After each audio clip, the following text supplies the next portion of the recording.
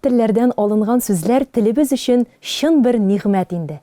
Сүзлегебезнең Н хәрефен ачкач, моңа тагын бер кат инандым. Сүз уңайыннан нигъмәт үзе үк гарәп теленнән алынган сүз. Ул муллыкны, байлыкны аңлата. Ашамлык, эчемлек, ризык дигән мәгънәсе дә бар. Темников, Кузнецк, Мәләкәс, күрше ягы сөйләшләрендә нигъмәт сүзе нәүмәт формасын алган. Мәсәлән, нәүмәт йөссен дигән каргану сүзе бар. Аны ризыгы өзелсен дип аңларга кирәктер. Кәсби нигъмәт дип эшләп тапкан малны әйтәләр. Нарат сүзен монгол теленнән кергән дип карыйлар, чөнки ул күпчелек төрки телләргә бөтенләй билгеле түгел. Төрек телендә наратны шам дип, хәтта башкорт телендә дә күпчелек очракларда карагай дип атыйлар. Татарда карагай көз көне ылысларын куя торган агач, нарат мәңге яшел ылыслы агач. Шунысы игътибарга лаек. Бу атама чуаш телендә дә бар. Нарат сүзе чуаш теленә турыдан-туры монгол телләреннән кергән булса кирәк. Кеше өчен иң әүвәле намус дигән. Намусыңны сатып итмә табыш дигән. Байлык өчен илен көнен саткан кеше ике дөнья өчендә явыз дигән. Бу сүзләр Маһирә Мусеева мөнәҗәтеннән. Намус сүзе гарәп теленнән. Ул абруй, вөҗдан дигәнне аңлата. Күңел сафлыгы дигән мәгънәсе дә бар. Намус сүзенең тарихы безне кадими Грециягә кайтара. Борынгы Грециядә җир мәйданын гадел итеп үлчәү өчен булган бауны номос дип атаганнар. Соңрак гадел законнар, әдәп һәм йола кагыйдәләрен дә номос дип йөртә башлаганнар. Сүзнең шушы мәгънәсе бөтен дөньяга таралган. Татар телендә дә намус сүзенең канун, кагыйдә, әдәп дигән мәгънәсе бар. Ул үз эшен намус белән башкара дип тә әйтәбез. Намус дигәч, нәфесне дә игътибарсыз калдырып булмый инде. Нәфес сүзе шулай ук гарәп теленнән алынган. Бу сүзнең беренче мәгънәсе рух, җан, кеше, зат.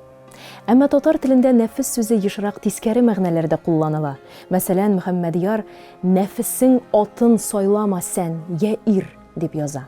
Бу очракта нәфес нәрсәне дә булса булдырырга көчле һәм туктаусыз омтылышны, комсызлыкны аңлата. Нәфес бозык уйны, кеше җанының түбән, бәдәни өлешендә аңлатырга мөмкин. Шәйхзадә Бабич аны нәфес шайтан дип атый. Суфичылыкта да нәфес кешенең хайвани түбән җаны. Анда абсолют яшәешкә сәяхәт нәфесне инкар итүдән башлана. Гыйлем нурдыр, нурландырыр көңилләри. Бу 30 имани сүзләре. Исламияттә фәрештәләр, хур кызлары, хур егетләре дә нурдан яратылган дип карала. Шул ук вакытта явыз көчләрнең, җин-пәриләрнең, шайтаннарның табигате уттан гыйбарәт. Нур сүзе гарәпчәдән кергән. Нур дигәннең күплек шәкеле әнвар.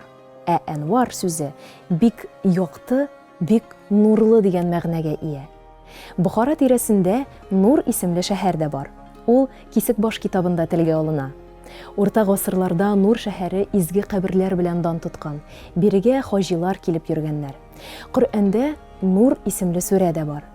1905 елдан 1917 елга кадәр Петербургта татар телендә Нур исемле иҗтимагый сәяси газета чыккан. Белгәнгә ялгыш, белмәгәнгә нәкыш. Татарның күренекле рәссамы Бакый Урманчы шушы мәкальне кабатларга яраткан диләр. Урманчы живопись сүзе урынына да кулланылышка нәкыш сүзен кертүне тәкъдим иткән булган. Әмма артык киң мәгънәле нәкыш сүзенең русчадагы живопись мәгънәсен төгәл бирә алмый. Нәкыш шулай ук гарәп сүзе. Ул бизәк, орнамент, чигү дигәнне аңлата. Чеканка мәгънәсе дә бар. Казан ханнарының тажы кыйммәтле металл нәкышләр, асыл ташлар белән бизәлгән була. Тоташ чигүне тау ягы керәшеннәре татар нагышы, ягъни татар нәкышы дип атый.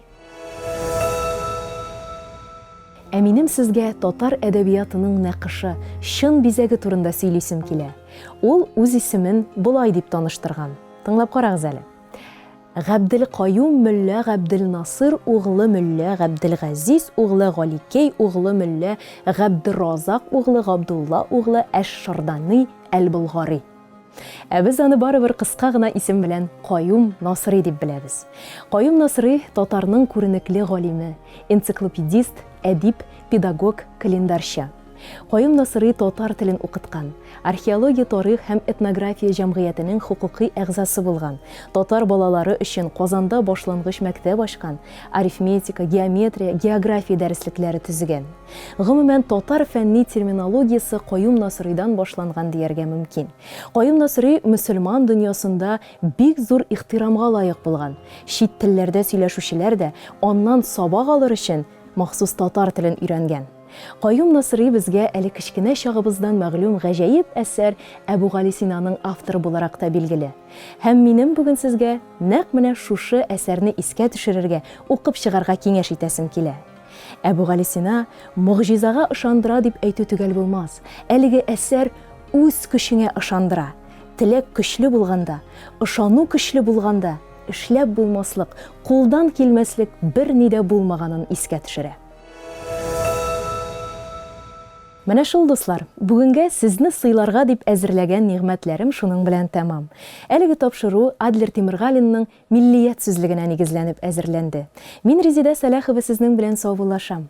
Әссәламу алейкум ва рахматуллаһи ва баракатух.